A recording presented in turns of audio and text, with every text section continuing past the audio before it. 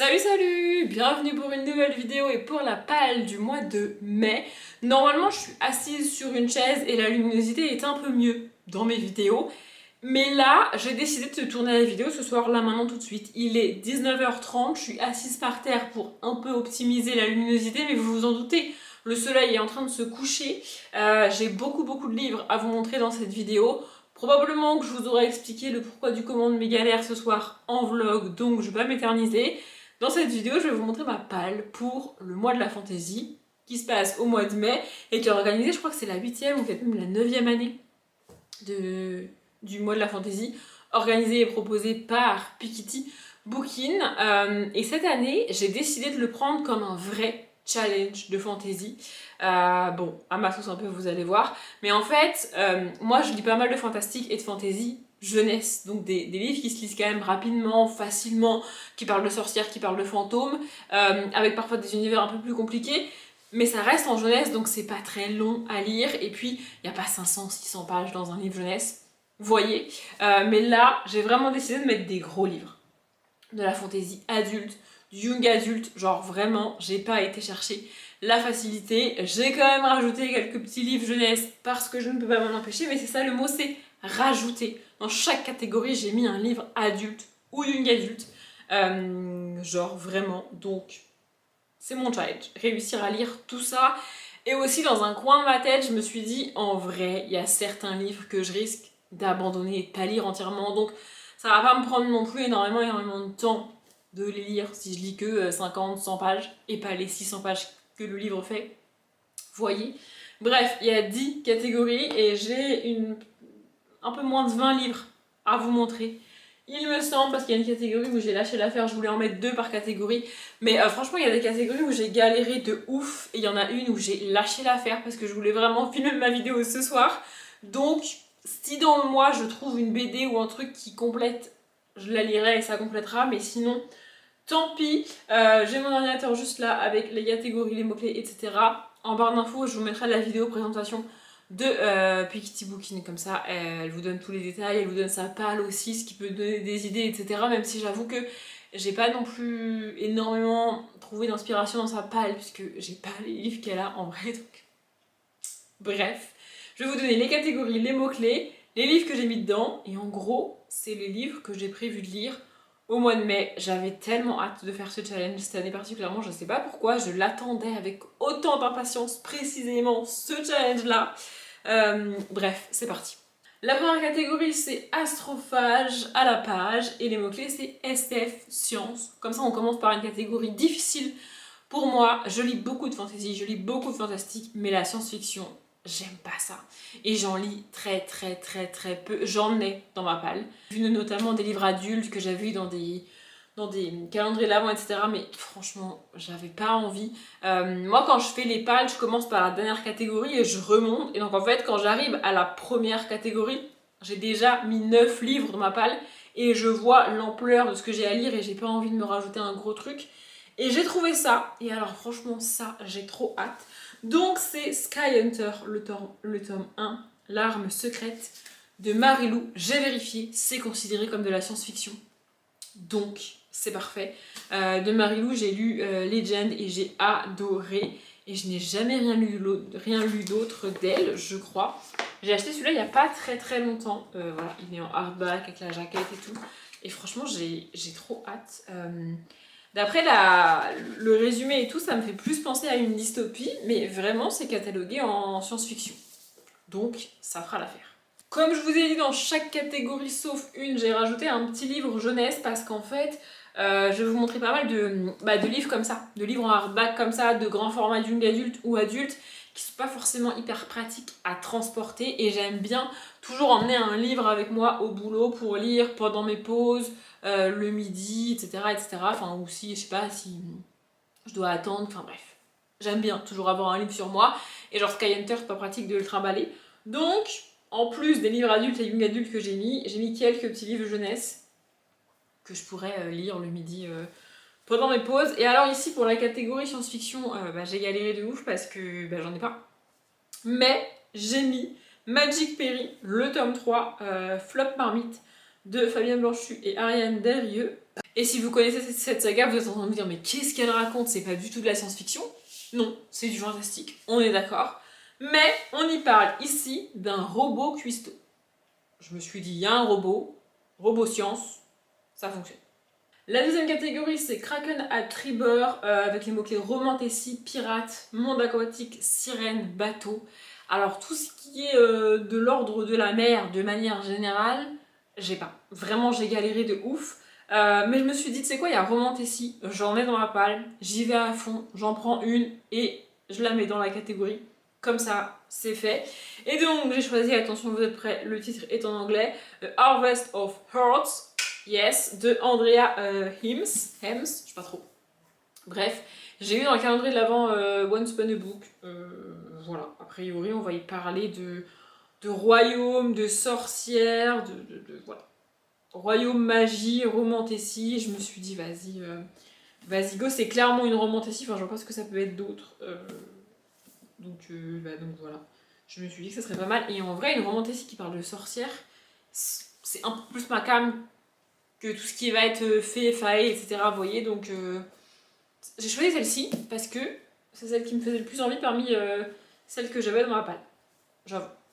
Et du coup, pour cette catégorie, j'ai pas mis de petits livres jeunesse parce que vraiment j'ai essayé, hein, j'ai cherché et tout, et je me suis dit, si c'est pour tricher de ouf, vraiment, j'ai triché dans d'autres catégories, mais si c'est pour vraiment sortir un truc tiré par les cheveux, c'est pas la peine. Et au pire des cas, dans le courant du mois, quand j'irai à la bibliothèque ou quand j'achèterai des trucs, des livres, peut-être que je trouverai un petit livre jeunesse qui parle de sirènes, de pirates, ou qui se passe dans le monde de la mer, ou une BD, je verrai.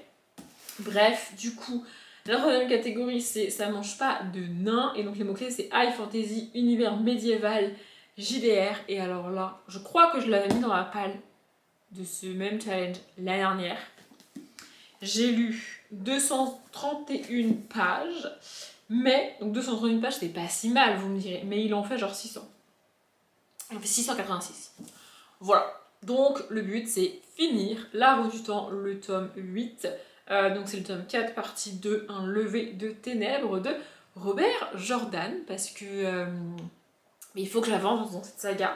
Je crois qu'en 2024, j'ai pas lu de tome de cette saga. En 2025, j'ai lu 230 pages de ce livre-là, de ce tome-là, et j'ai pas avancé plus que ça.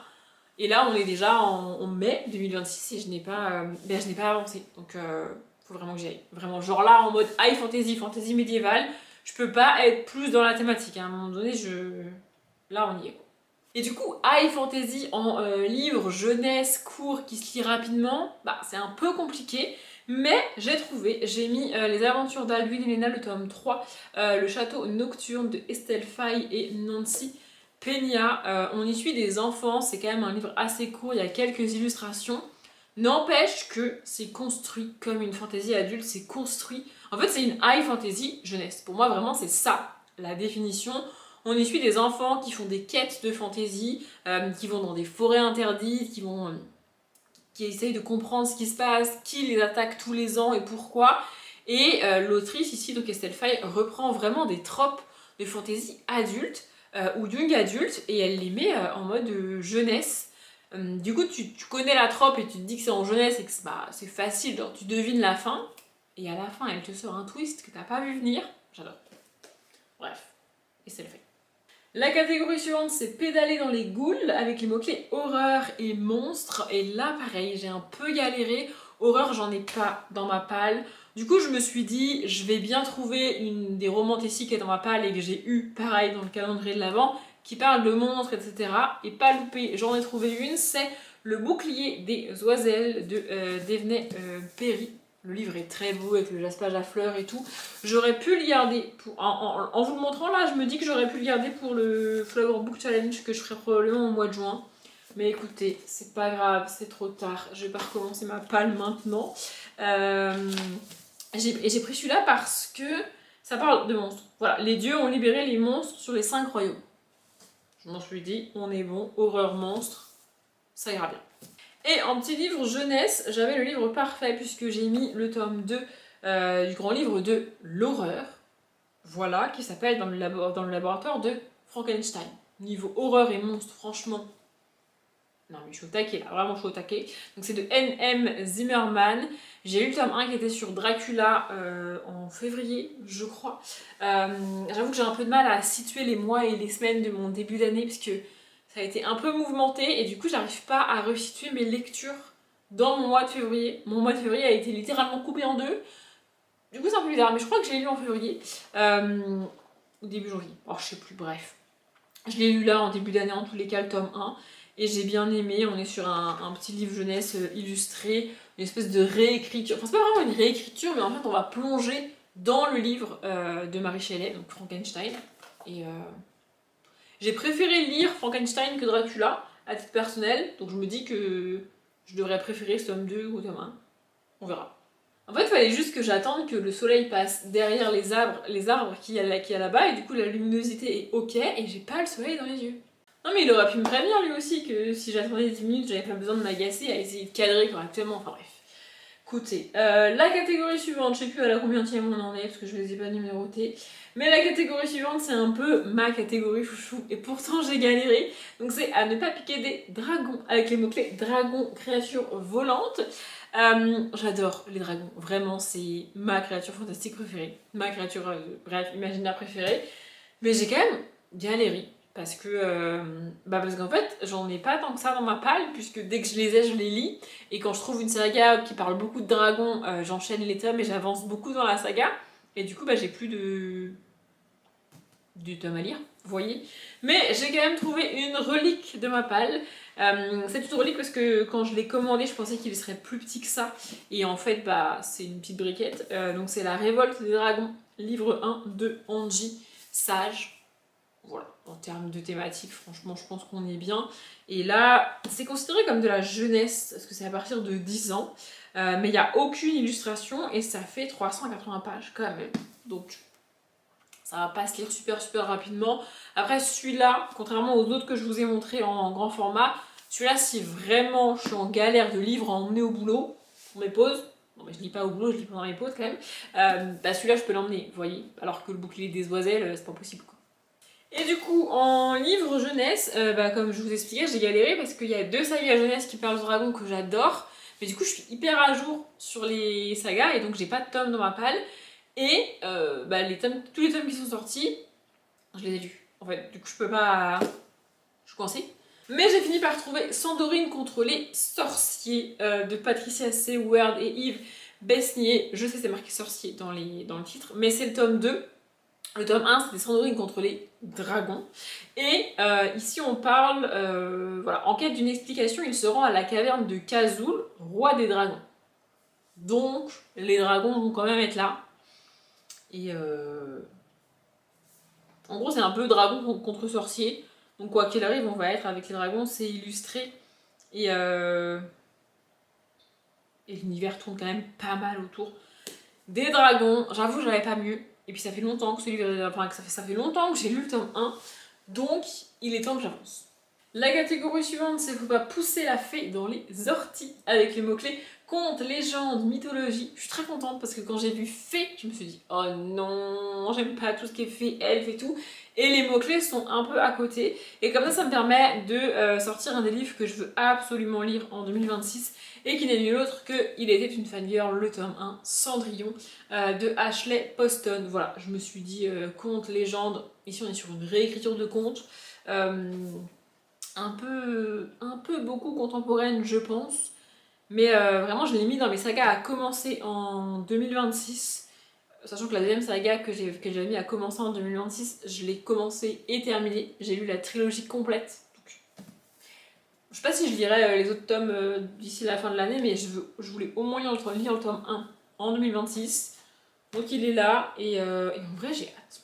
En petit livre jeunesse, j'ai beau en avoir beaucoup, en termes de fantastique pure, j'en ai pas tant que ça. J'ai aussi des livres jeunesse qui sont du contemporain ou des enquêtes, comme 10 minutes, etc. Vous voyez, c'est pas du fantastique, donc je peux pas le mettre dans le challenge du mois de la fantasy.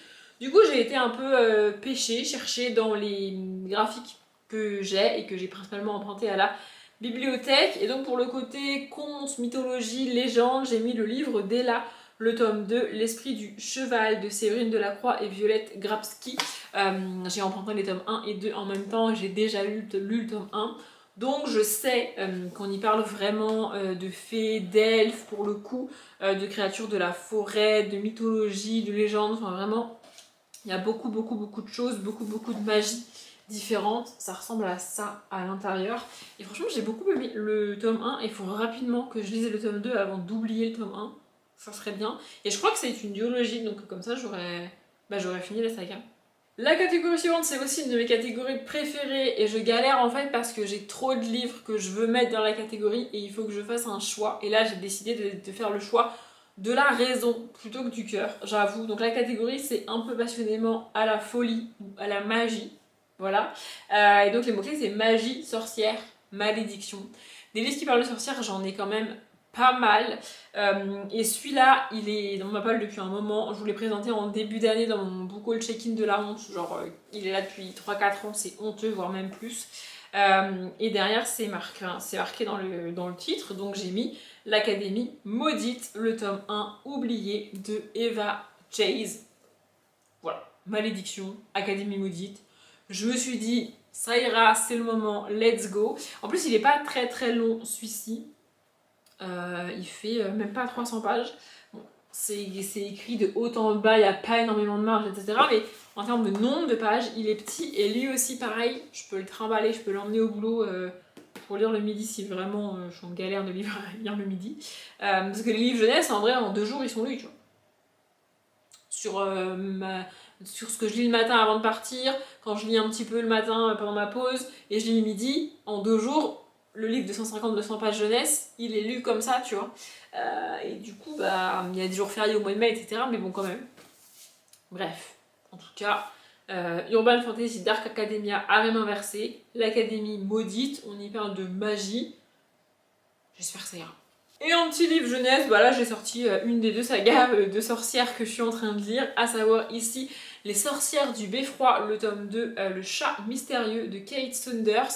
J'ai choisi celle-ci parce que l'autre que je lis avec une sorcière, c'est Amandine Malabule, et elle est beaucoup plus avancée. J'ai lu 3-4 tomes, alors que là, bah, j'ai même pas lu le tome 2. Voilà, mais là, vraiment, on est sur des sorcières un peu à l'ancienne, en mode jeunesse, mais sorcières qui font peur. Elles sont vraiment flippantes. Voilà, Petit Boudin et Grande Greluche. J'adore Petit Boudin et Grande Greluche. J'ai vraiment beaucoup aimé le tome 1. Et du coup, bah, j'ai hâte d'enfin lire ce tome 2 parce que, pareil, j'ai lu le tome 1 en février, donc... Bon, il est temps, et voilà, ça fait 145 pages. C'est pas illustré, mais ça va se faire vite. Pour la catégorie suivante, franchement, j'ai pas compris le lien entre le nom de la catégorie et le mot-clé. Et je suis dégoûtée, parce que quand j'ai entendu la catégorie, je me suis dit, oh let's go, c'est pour moi et tout. Et le mot-clé fait que pas du tout. Vraiment, j'ai pas compris. Donc ça, le fantôme ne fait pas le cimetière. Fantôme, cimetière, franchement, c'est tout ce que j'adore lire. Le mot-clé, c'est Cozy Fantasy. Je me dis, c'est quoi le rapport? J'adore tout ce qui parle de fantômes, tout ce qui parle de cimetière et tout. J'étais en mode vas-y, let's go et tout. Mais Cozy Fantasy, j'en lis pas. Genre vraiment, Cozy Fantasy, c'est l'un des rares sous-genres de la fantasy que je ne lis pas et que je n'ai pas dans ma palle. J'ai même été relire carrément la définition de la Cozy Fantasy pour voir si je pouvais pas trouver un truc, parce qu'il faut quand même que je remplisse la catégorie. Mais vraiment, je suis dégoûtée. Vraiment, je suis dégoûtée. Mais bon, je me suis dit que j'allais que j'allais recycler un des livres qui est dans ma palle d'avril et que bah, je n'aurais pas le temps de lire au mois d'avril. À l'heure où je filme, on est encore en avril, mais j'aurais pas le temps de le lire là. Du coup, je l'ai mis là. Voilà, on est en jeunesse, réécriture de contes. Pour moi, la jeunesse, c'est de la littérature cosy, forcément. Il n'y a pas le côté... en fait, le problème, c'est que la cozy fantasy, c'est vraiment une fantasy... Enfin, en fait, c'est vraiment une histoire contemporaine qui se passe dans un monde de fantasy. Du coup, j'aime littéralement pas ça, parce que si je lis de la fantasy, c'est pas pour lire du contemporain, en fait. En fait, la cozy fantasy, pour moi, c'est du contemporain, mais avec des personnages qui ont une queue, avec des personnages qui ont des ailes, avec des personnages qui ont la peau verte, bleue, vous voyez. Mais si tu leur enlèves tout le côté fantasy, bah tu as la même histoire en mode contemporain et ça change pas grand chose, vous voyez. Du coup, ça m'attire pas la cozy fantasy. Mais je me suis dit, un livre jeunesse avec une héroïne qui va au lycée, a priori, ça devrait le faire, en tous les cas. Pour moi, ce sera La revanche des méchants de Fabien Clavel. Voilà. Vraiment, on nous parle d'une jeune fille qui a des problèmes du quotidien. Alors quand Lizzie découvre une annonce promettant aux gens comme elle de les aider, elle n'hésite pas à se rendre à l'adresse indiquée. Et là, Lizzie découvre qu'elle en a bien plus gros, qu'elle a de bien plus gros problèmes. Mais apparemment, c'est des problèmes du quotidien. Enfin, vous voyez, c'est pas... On n'est pas sur le dragon qui attaque ou la sorcière qui fait des tours de magie, quoi. J'ai fait ce que je peux, ce que je pouvais avec ce que j'avais, et vraiment, je suis dégoûtée que ce soit la catégorie qui a fantôme et cimetière dans le nom, pour lesquels on colle le cozy fantasy. Franchement, je suis au bout. Vraiment, Résultat, comme je n'en fais qu'à ma tête, en petit livre jeunesse, j'ai mis une BD. Et j'ai mis une BD pas vraiment fantasy fantastique, je suis pas sûre. Mais en tout cas, ça se passe dans un cimetière et on y perd le fantôme. Donc je me suis dit que ça ferait l'affaire. C'est l'intégrale des crocs écrits par Léa Mazet. J'ai commencé le tome 1 et c'est plutôt contemporain. Mais en même temps, il y a une histoire de marques sur les tombes et de fantômes peut-être. On y a évoqué aussi les vampires. Donc je sais pas à quel point ça va basculer dans le côté fantastique. Mais en tous les cas, on n'est pas 100% en contemporain. Et on est en gros sur des jumeaux qui sont les fils des croque-morts. Enfin, pas des croque-morts, mais en gros, leurs parents tiennent une agence de pompes funèbres et ils habitent à côté du cimetière littéralement, quoi. Enfin, voilà. Du coup, je me suis dit que ça irait bien.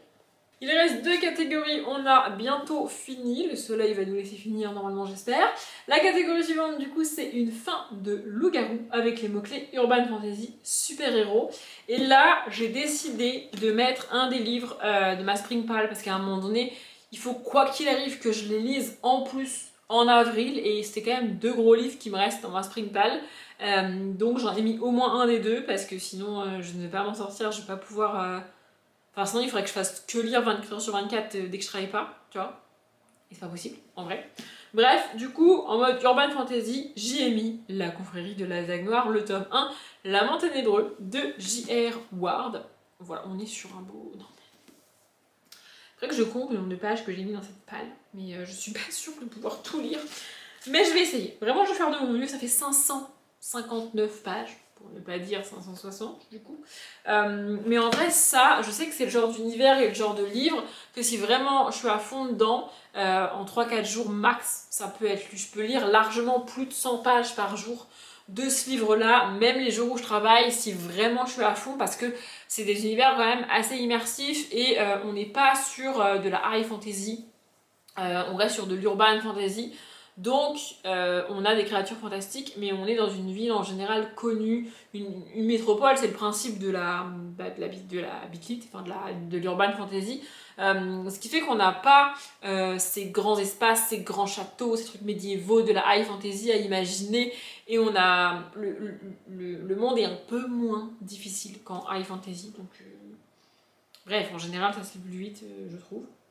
Donc voilà, et puis vraiment il faut que je le lise, ça fait des années qu'il est dans la palle, ça fait des années que je dis que je vais le lire et à chaque fois que je le présente, il y en a une parmi vous qui commente et qui dit oui il faut lire la confrérie de la Dague Noire, c'est super, je vais y aller. Non mais vraiment en mai, je te promets, je vais lire ce livre. Pour le côté urban fantasy, j'ai galéré en petit livre jeunesse et puis finalement je me suis dit garde juste en tête cette idée de ville et pas forcément de ville qui existe, même si c'est le cas normalement pour l'urban fantasy, mais là, à un moment donné, je suis obligée de faire des choix. Donc on est dans une ville avec de la fantasy. Donc on est en urban fantasy, jeunesse, j'ai décidé. Donc c'est Wonder Park, le tome 5, Discordia de Fabrice Collin. Voilà, c'est pareil, c'est une petite saga jeunesse qu'il faut que j'avance. Voilà.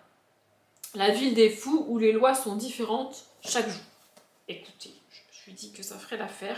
Ici, je dirais qu'on est plutôt en fantastique qu'en fantasy, ce qui est le cas en urban fantasy, puisqu'en urban fantasy, on est par définition dans une ville qui existe, dans une grande mégalopole, métropole humaine, dans laquelle vivent des créatures surnaturelles. Donc on est en fantastique, en urban fantasy, et pas en fantasy au sens français du terme, j'entends. Et ici, c'est le cas, on y suit des enfants qui vivent dans notre monde, mais se déplacent dans un monde parallèle, et ici atterrissent dans une ville où il y a des créatures bizarres, apparemment. Voilà. Pour la toute dernière catégorie, je me suis un peu emballée, c'est-à-dire qu'il n'y a pas de petits livres jeunesse, il y a 2 gros livres adultes, ou young adulte, peut-être young adulte pour les deux, je ne sais pas, mais il y en a un des deux, je le sais, je vais le lire ultra rapidement, donc je me suis permise d'en mettre 2 de plus de 300 pages. En gros, Cette fameuse dernière catégorie, c'est une vraie langue de vampire avec les mots-clés dystopie, uchronie. Et franchement, je croisais les doigts pour qu'on ait une catégorie dystopie pour pouvoir y mettre la sélection, le tome 2, l'élite de Caracas. J'ai lu le tome 1 en mars, il me semble. Et du coup, il fallait vraiment que... Enfin, je veux vraiment avancer dans cette saga. J'ai pour but de relire la trilogie sur 2026. On est donc au mois de mai, donc je me suis dit, let's go, comme ça je peux avancer dans la saga. On avance, on y va, on lâche pas. C'est une relecture, j'ai adoré ma première lecture, et franchement, le tome 1, je ne l'ai pas vu passer. Je l'ai bouffé en genre 48 heures, un truc comme ça, alors que j'étais en train d'emménager, de finir de vider mes cartons et tout. Enfin bref, voilà. Donc normalement, le tome 2, je devrais le lire aussi ultra vite. C'est quand même écrit gros, hein, c'est la collection R, et ça fait à peine 300 pages. Un tout petit peu plus de 300 pages, donc ça devrait aller. Et le tout dernier livre que j'ai mis dans cette palle, c'est pareil, ça va faire plaisir à pas mal d'entre vous, je pense. Je vous l'ai déjà montré en vidéo. Je vous l'ai montré dans les sagas que je voulais commencer, il me semble, en 2026. Et je vous l'ai montré dans mon beaucoup le check-in de la honte des livres qui datent. Il me semble que je vous l'ai montré 2 fois. D'ailleurs, il y a une personne qui s'est abonnée récemment à la chaîne, qui a vu cette vidéo récemment, qui m'a parlé de ce livre en commentaire et qui m'a dit bof, ça se trouve tu l'as déjà lu. Non, je ne l'ai pas lu, mais il est là et je vais le lire en mai enfin. J'espère, je l'ai mis ici pour le côté uchronie. Je voulais le caler dans cette palle, du coup je l'ai rajouté là. C'est donc La Cour des Ténèbres, le tome 1, Vampiria, de Victor Dixon, évidemment. Je l'ai en poche, donc pareil, lui, je pourrais le trimballer si vraiment je veux. Ou je sais pas, si sur un des week-ends, je pars en week-end pour X ou Y raison, c'est pas prévu. Mais peut-être, on ne sait pas, écoutez. Non, mais voilà. Donc, ouais, ça fait plus de 500 pages quand même. Mais pareil, on est dans le genre de fantasy un peu moins compliqué que La Roue du Temps. Ce genre de grosse fantaisie adulte, vous voyez. Et si, prise par l'univers et par les personnages et emportée par les événements, en vrai, je peux sans m'en rendre compte avaler 100, 150, 200 pages en une journée si je travaillais pas une après-midi, vous voyez. Donc j'espère que ça le fera. Non mais vraiment, j'espère que je vais enfin me lancer. Parce que je sens que si je me lance pas rapidement, après il va basculer dans la catégorie « Oh, il est là depuis trop longtemps et ça vaut plus la peine que j'essaye. » Et j'ai pas envie qu'il bascule du côté obscur, ce livre-là. Je suis venue à bout de cette page, je vous ai montré tous les livres, je n'ai aucune idée de est-ce que réellement j'arriverai à lire tout ça au mois de mai ou pas. Je vais essayer, et je vais essayer de prioriser les gros livres, vraiment les livres young adultes et adultes, mais vous l'avez compris, je lirai forcément quelques livres jeunesse parce que en fait je peux pas, au-delà du fait que je peux pas emmener par exemple ça dans mon sac à main au boulot, c'est pas pratique de le trimballer et puis je risque de l'abîmer. Au-delà de ça, je peux pas lire 10 minutes à une pause ça et être capable d'arrêter de lire parce qu'il y a quelqu'un qui passe, parce que je reçois un mail, parce que vous voyez, je peux pas. Alors qu'un livre jeunesse, je peux m'arrêter au milieu d'une phrase, au milieu d'un paragraphe et reprendre après, c'est pas grave. Ça, c'est pas possible. Donc ça, il faut vraiment que je les lise posées sur mon canapé. Mais normalement aussi, au mois de mai, j'aurai plus de temps qu'au mois d'avril, puisque au mois de mai, je ne vais plus faire une vidéo par jour. Mine de rien, ça va me libérer pas mal de temps, normalement.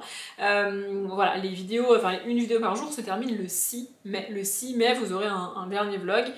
Et après, il n'y aura plus une vidéo par jour. Je vais revenir à un rythme classique sur la chaîne, mais je vous expliquerai tout ça en vlog, histoire que vous soyez bien au courant. Mais donc, j'aurai moins de vidéos à monter, moins de vidéos à tourner. Et j'espère des week-ends un peu moins pris aussi, pour pouvoir vraiment lire. Peut-être que je ferai un week-end à 1000 avec les BD et des livres moyens. Je sais pas, vraiment je verrai ça.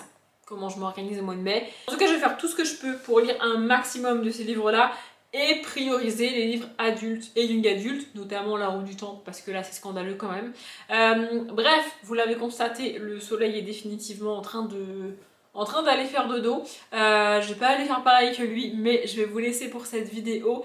Si vous participez au challenge, n'hésitez pas à me donner le lien en commentaire, ou votre chaîne, ou votre Instagram, ou je sais pas, où je peux retrouver votre palle, ou à me la donner en commentaire si vous voulez me la donner en commentaire. Je lirai ça avec plaisir. J'espère que la vidéo vous a plu. Comme d'habitude, je vous souhaite une bonne journée, un bon après-midi, un bon appétit ou une bonne nuit. Et je vous dis à demain.